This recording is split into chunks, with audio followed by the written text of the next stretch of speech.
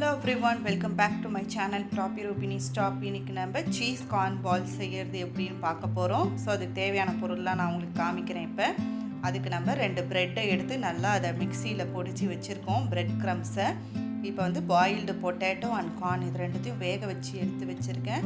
இது வந்து சீஸு நம்மளுக்கு வந்து சீஸ் க்யூப்ஸாக கிடைக்குதுனாலும் வாங்கிக்கலாம்.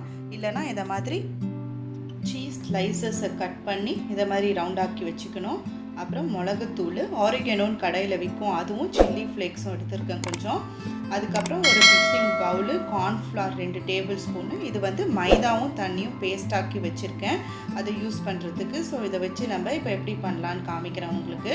அதுக்கு நம்ம ஃபஸ்ட்டு மிக்சிங் பவுல் எடுத்துகிட்டு கார்னையும் பொட்டேட்டோவும் ஆட் பண்ணி நல்லா அதை மேஷ் பண்ணிக்கோங்க. எவ்வளோக்கு எவ்வளோ நல்லா மேஷ் பண்ணுறோமோ அவ்வளோக்கு எவ்வளோ நம்மளுக்கு அந்த ரவுண்ட் ஷேப் கரெக்டாக கிடைக்கும் நம்மளுக்கு. ஸோ அதனால் நான் ரெண்டுமே வேக வச்சது தான். நல்லா மேஷ் பண்ணிவிட்டு அதில் வந்து நம்ம 2 டேபிள் ஸ்பூன் கார்ன்ஃப்ளவர் எதுக்கு ஆட் பண்ணுறோன்னா நல்லா ஒரு பைண்ட் கிடைக்கும்.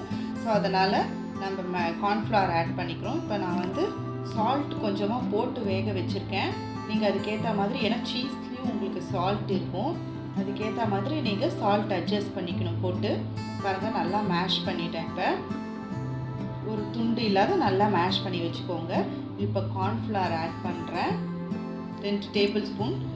இதில் நீங்கள் ப்ரெட்டு க்ரம்ஸையும் ஆட் பண்ணிக்கலாம் வேணுன்னா. இப்போ நம்ம ஆரிகனோவும் சில்லி ஃப்ளேக்ஸும் ஆட் பண்ணுறேன். இப்போ மிளகுத்தூள், இது எல்லாத்தையும் சேர்த்து நம்ம மிக்ஸ் பண்ணிக்கிறோம். பீஸா சீசனிங்னு கடையில் விற்கும் உங்களுக்கு. உப்பையும் சேர்த்துட்டு நல்லா இதை மாதிரி ரவுண்டாக்கிக்கோங்க. ரவுண்டாக்கி எடுத்து வச்சுருங்க ஃபஸ்ட்டு எல்லாத்தையும். அதுக்கப்புறமா அது உள்ளே நம்ம சீஸை வச்சு அதை எப்படி பொரிச்சு எடுக்கிறதுன்னு பார்க்கலாம். நம்ம கையில் கொஞ்சம் ஆயில் அப்ளை பண்ணோன்னா கையில் ஒட்டாத வரும். இப்போ இந்த மாதிரி இருக்கிறதுல சீஸ் நடுவில் வச்சுட்டு நம்ம அதை நல்லா கவர் பண்ணி மூடி எடுக்கணும். ஏன்னா உங்களுக்கு சீஸ் வந்து ஊஸ் அவுட் ஆயிரும் வெளியில். ஸோ அதனால் நல்லா நீங்கள் அதை சீல் பண்ணணும்.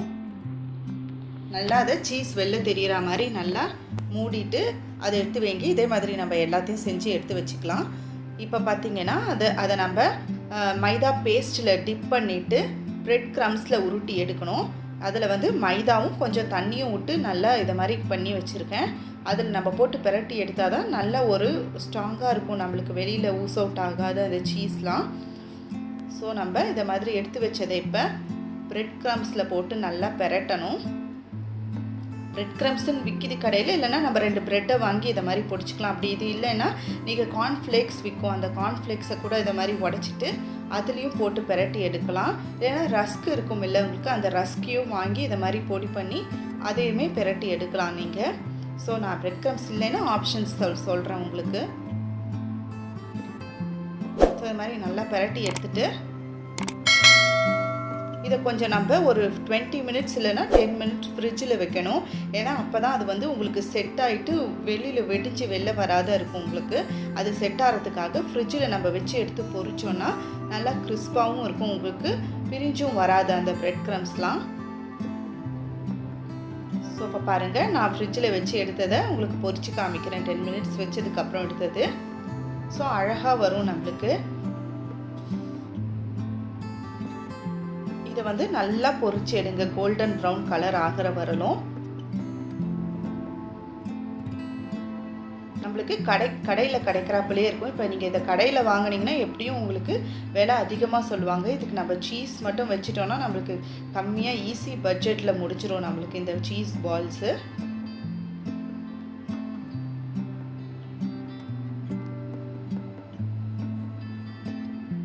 பாருங்க நல்லா ஃப்ரை ஆகுது.